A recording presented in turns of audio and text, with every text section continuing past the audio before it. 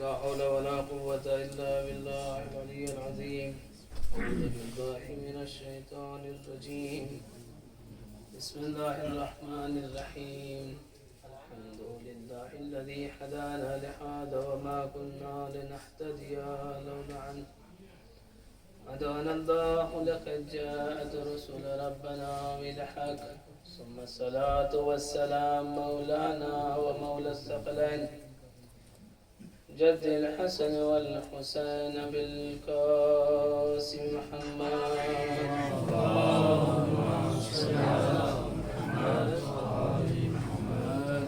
وعلى أهل بيته الطيبين الطاهرين المعصومين المظلومين ولعنة الله على أعدائهم أجمعين. أما بعد فقد قال رسول الله صلى الله عليه وآله وسلم إن الحسين مصباح الهدى والسفينة النجاة. صلوات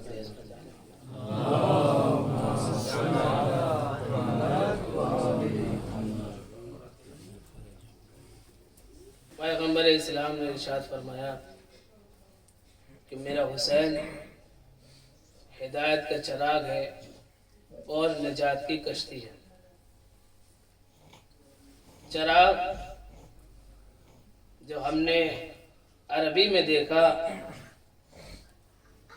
تو ہدایت کے معنی چراغ ہیں اور سراج کے معنی بھی چراغ ہیں. چراغ دو طریقے کا ہوتا ہے. ایک چراغ مادی ہوتا ہے, ایک چراغ مانوی ہوتا ہے. چراغ کی دو قسمیں ہوئیں, چراغ مادی اور چراغ مانوی. چراغ مادی جسے ہم اپنی آنکھوں سے دیکھتے ہیں, یہ ہے چراغ مادی. چراغ مادی اگر ہم مثال دیں اور یہ کہیں کہ آپ زمانے قدیم کی ہسٹری کو اٹھا کر دیکھیں تو آپ کو پتا چلے گا کہ پہلے چراغ کیسے روشن کیا جاتا تھا. طریقہ یہ تھا کہ لالٹین میں تیل کو ڈال کر چراغ روشن کیا جاتا تھا. یا دوسری چیز جو آج بھی مارکیٹ میں مل جاتی ہے جسے موم بتی کہتے ہیں, اس کے ذریعے سے بھی چراغ کو روشن کیا جاتا ہے. اور جب انسان چاہتا ہے کہ اس چراغ کو بجھایا جائے, اس چراغ کو گل کیا جائے, تو وہ دو طریقوں سے چراغ کو گل کرتا ہے. یا تو ہوا کے ذریعے سے جو قدرت کی بنائی ہوئی ہے, یا اپنے منہ سے چراغ کے اوپر پھونک مار کر اس چراغ کو گل کرنا چاہتا ہے. یہ دو طریقے. اور جب یہ چراغ کو گل کرنا چاہتا ہے ہوا کے ذریعے سے, جیسے ہی اس چراغ کے اوپر ہوا پڑتی ہے تو یہ چراغ اپنی روشنی میں تیزی پیدا کر دیتا ہے, اپنی روشنی کو پھیلا دیا کرتا ہے, اپنی روشنی کو بلند کر دیا کرتا ہے. کہ بھائی ماجرا کیا ہے کہ یہ چراغ جو مادی چراغ ہے جو روشنی دیتا ہے, اگر اس کے اوپر ہوا پڑے تو اس کو بجھ جانا چاہیے, لیکن یہ بجھتا بعد میں ہے. پہلے اپنے ہونے کا ثبوت دیتا ہے, پہلے اپنے ہونے کا ثبوت دیتا ہے, اور وہ ثبوت یہ دیتا ہے کہ اپنی روشنی کو بڑھا دیا کرتا ہے. یہ ہے چراغ مادی. چراغ مانوی کسے کہتے ہیں کہ چراغ مانوی ہے نور. اور جب انسان نور کو بجھانے کی کوشش کرتا ہے تو نور تو نہیں بجھتا, لیکن ظلمت بجھ جایا کرتی ہے, جہالت ختم ہو جایا کرتی ہے, گمراہی ختم ہو جایا کرتی ہے, اندھیرے ختم ہو جایا کرتے ہیں. ایک صلوات پڑھے عظمت آل محمد پر.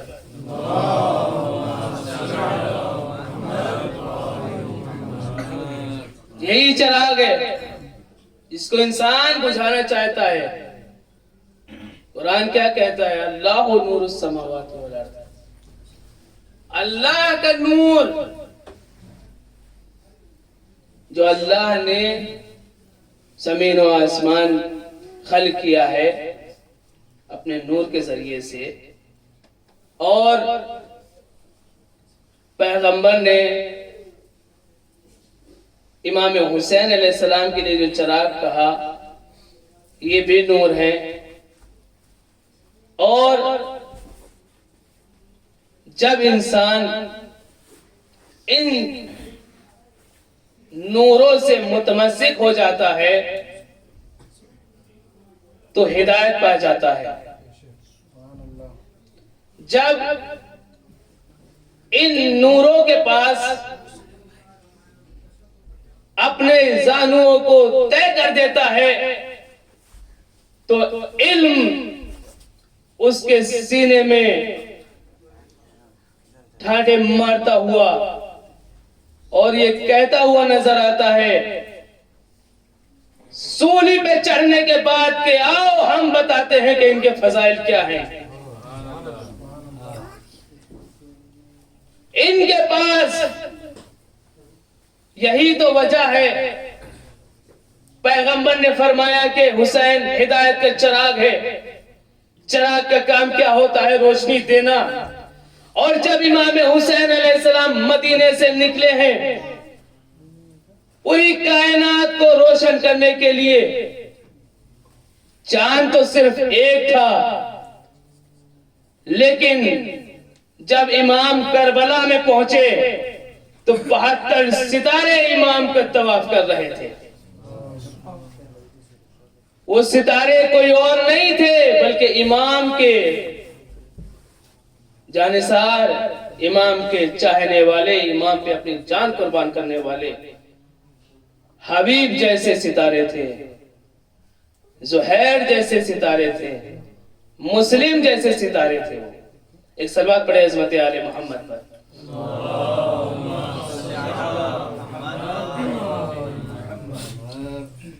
اور اسی امام کی جب ولادت ہوئی تو امام کیونکہ ان سے جو متمسک ہو جاتا ہے وہ ہدایت پا جاتا ہے. اگر مریض ہو تو شفا مل جایا کرتی ہے. جب امام حسین علیہ السلام کی ولادت ہوئی اور اللہ نے فرشتوں کو حکم دیا کہ جاؤ پیغمبر کی خدمت میں جا کر مبارکباد پیش کرو، تمام فرشتے چلے اور جبرائیل بھی فرشتوں کے ساتھ ہیں. جب یہ فرشتے گزر رہے تھے ایک گڑھے میں پڑا ہوا فطرس نے جیسے ہی ان فرشتوں کو دیکھا اور دیکھنے کے بعد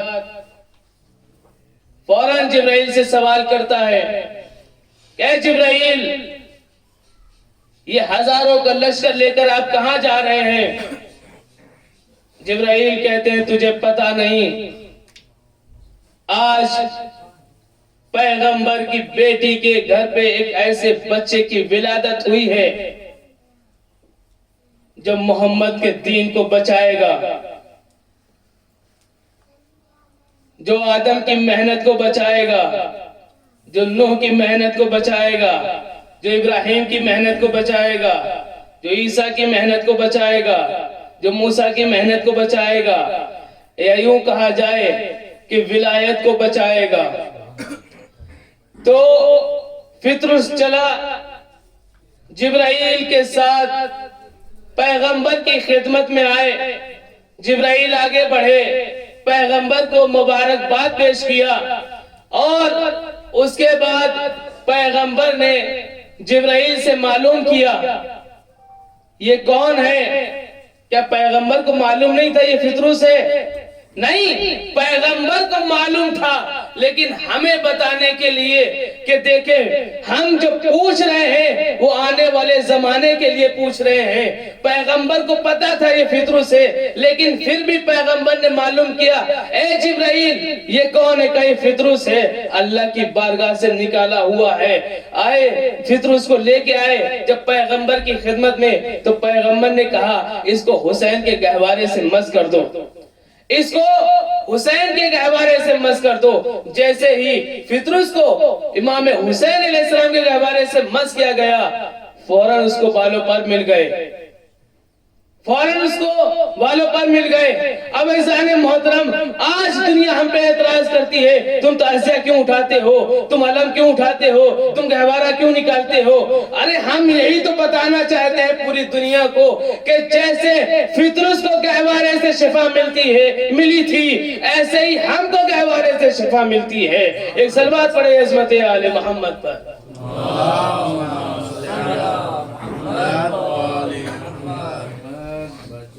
ہی چراغ ہدایت کو بجھانے کے لیے پوری تاریخ میں دو ایسے بندے مجھے ملے، دو ایسے شخص ملے جنہوں نے پوری رات شب بیداری میں گزاری صرف چراغ ہدایت کو بجھانے کے لیے. پہلا شخص ابن ملجم ہے، جس نے پوری رات صرف اس لیے گزاری کہ چراغ ہدایت کو بجھا دے. اور جب اس نے امام پہ حملہ کیا تو اپنے آپ کو ظلمت میں پایا، تاریکیوں میں پایا. دوسری شخصیت جس نے چراغ ہدایت کو گھیر کر کربلا تک لے کر آیا، وہ کوئی اور نہیں حر ہے. پوری رات شب بیداری کرنے کے بعد جب حر نے اپنے آپ کو صبح میں پایا تو ظلمت سے نکل کر نور کی طرف اپنے آپ کو پایا. یہ جناب حر ہیں. امام حسین علیہ السلام کے لیے اسی حدیث میں آیا کہ نجات کی کشتی ہے، نجات کی کشتی ہے. پیغمبر نے فرمایا ہمارے اہل بیت کی مثال کشتی نوح کی جیسی ہے. جو اس میں سوار ہو گیا، مطلب کیا جو ان سے متمسک ہو گیا وہ نجات پا گیا، اور جس نے بھی ان کا دامن چھوڑا وہ غرق ہو گیا. ایک صلوات پڑھے عظمت آل محمد پر.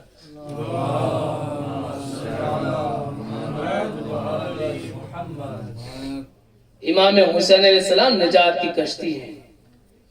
تاریخ میں ایک کشتی بنائی ایک نبی نے، ایک معصوم نے. کب کشتی بنائی؟ پورا واقعہ نہیں پڑھنا ہے. کشتی بنائی جب انہوں نے اپنی قوم کے لیے بد دعا کی تھی. حکم ہوا کہ آپ کشتی بنائیں، اور اللہ نے سارا سامان جنت سے جناب نوح کے لیے بھیجا. اور ایسے ہی نہیں، تقریباً تاریخ بتاتی ہے 1,00,000 کیلیں آسمان سے نازل ہوئیں کشتی بننے کے لیے، اور لکڑی جنت سے آئی، اور پیغمبر کو وحی کے ذریعے سے بتایا جاتا تھا، نبی کو بتایا جاتا تھا کیسے کشتی بنانی ہے. جب کشتی تیار ہو گئی تو 5 کیلیں بچ گئی جناب نوح علیہ السلام کے پاس. جناب نوح علیہ السلام نے کہا یہ 5 کلو کا کیا کروں گا میں؟ جبرائیل نازل ہوئے، اور نازل ہونے کے بعد کہا کہ ان کیلوں سے سوال کرو یہ کیل کون سی ہے. پہلی کیل کو جناب نوح نے اٹھایا تو فوراً اس نے آواز دی کہ میرا نام محمد ہے. جب پہلی کیل کو اٹھایا، دوسری کیل اس نے فوراً وہی آواز دی جو پہلی کیل نے آواز دی تھی، بس نام کا فرق ہوا کہ میرا نام علی ہے، یعنی میری نسبت محمد کی طرف ہے، میری نسبت علی کی طرف ہے۔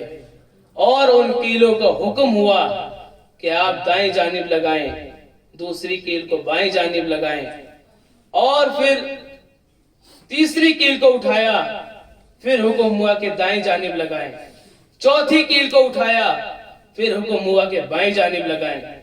جب ان کیلوں کو لگا چکے جناب نوح علیہ السلام، پھر جناب نوح علیہ السلام نے پانچویں کیل کو اٹھایا۔ اب جیسے ہی جناب نوح نے پانچویں کیل کو اٹھایا تو کیا دیکھا؟ اس کیل میں خون آلود ہے۔ فوراً جناب جبرائیل سے سوال کرتے ہیں جناب نوح، یہ کس کے نام کی کیل ہے؟ یہ اتنی غمزدہ کیوں ہے؟ اتنی خوفزدہ کیوں ہے؟ تو جناب جبرائیل نے جناب نوح علیہ السلام کو بتایا کہ آخری پیغمبر آئے گا، اس پیغمبر کا نواسا کربلا کے میدان میں 3 دن کا بھوکا پیاسا شہید کر دیا جائے گا۔ ہاں عزیزان محترم، ماہ سیام چل رہے ہیں، آپ لوگ ماشاءاللہ سے روزے سے ہیں۔ یقیناً ہم سب کو پتا رہتا ہے کہ ہم نے صبح کو سحری کھائی ہے اور شام میں افطار ملے گا، لیکن ذرا کربلا میں مظلوم کربلا کے بچے 3 دن کے بھوکے پیاسے ہیں۔ ہاں زادارو، امام حسین علیہ السلام کبھی اکبر کا لاشا لائے، کبھی اولو محمد کا لاشا لائے، کبھی حبیب ابن مظاہر کا لاشا لائے۔ ہاں زادارو، جب امام حسین علیہ السلام لاشیں لا چکے، آئے در خیمہ پہ، آنے کے بعد کہا زینب تم پہ میرا آخری سلام۔ ہاں زادارو، امام حسین ایک ایک بیوی کو سلام کرتے جاتے ہیں۔ ہاں زادارو، امام حسین علیہ السلام آئے اس خیمے میں جس میں ہمارا آپ کا چوتھا امام آرام فرما رہے تھے۔ امام آئے، آنے کے بعد کا بیٹا سید سجاد اٹھو، تمہارا بابا آیا ہے۔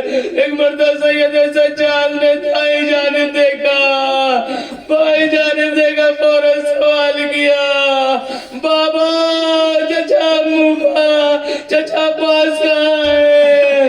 بھیا علی اکبر کہاں ہے؟ امام حسین نے کہا اے بیٹا سید سجاد، مردوں میں تمہارے اور میرے علاوہ کوئی نہیں ہے۔ ہاں زادارو، امام حسین علیہ السلام نے رموز امامات امام سید سجاد کے حوالے کیے۔ ہاں زادارو، امام حسین علیہ السلام نے جناب سید سجاد سے کہا جب لوٹ کر مدینے جانا تو میرے شیعوں کو میرا سلام کہنا، اور کہنا جب ٹھنڈا پانی پیے تو حسین کی پیاس کو یاد کر۔ زادارو، امام حسین علیہ السلام مقتل کی طرف اب چلے۔ جیسے امام مقتل کی طرف چلے، ہاں زادارو، امام آئے، آنے کے بعد امام نے سوال کیا تم لوگ مجھے کیوں قتل کرنا چاہتے ہو، مجھے کیوں مارنا چاہتے ہو؟ پورے لشکر سے ایک آواز آئی، بغضن لے ابی، اے حسین ہم تمہیں تمہارے باپ کے بغض میں قتل کرتے۔ زادارو، امام حسین علیہ السلام نے اب اب وہ جنگ کی ایسے جوہر دکھائے جنگ کے امام نے. ہاں عزادارو، امام حملہ کرتے جاتے ہیں اور کہتے جاتے ہیں تم نے میرے اکبر کو مارا، تم نے میرے عباس کو مارا. عزادارو وہ وقت بھی آیا، آواز غیبی آئی، یا ایتھا النفس المطمئنہ ارجعی الی ربک راضیۃ. حسین پلٹا، اور اب تجھ سے راضی ہو گیا. ارے امام نے تلوار کو نیام میں رکھا، باقی ہوئی فوجیں سمٹ آئی. کسی نے نیزے سے وار کیا، کسی نے تلوار سے وار کیا.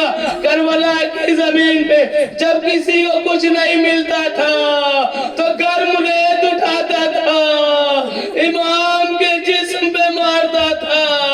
ہاں زادارو وہ وقت بھی آیا. ارے شمر کند خنجر لے کر آگے بڑھا، امام کے سر و تن میں جدائی کی سیاہ آندھیاں چلنے لگی. فرات کا پانی نہ زو چلا وسع عالم الذین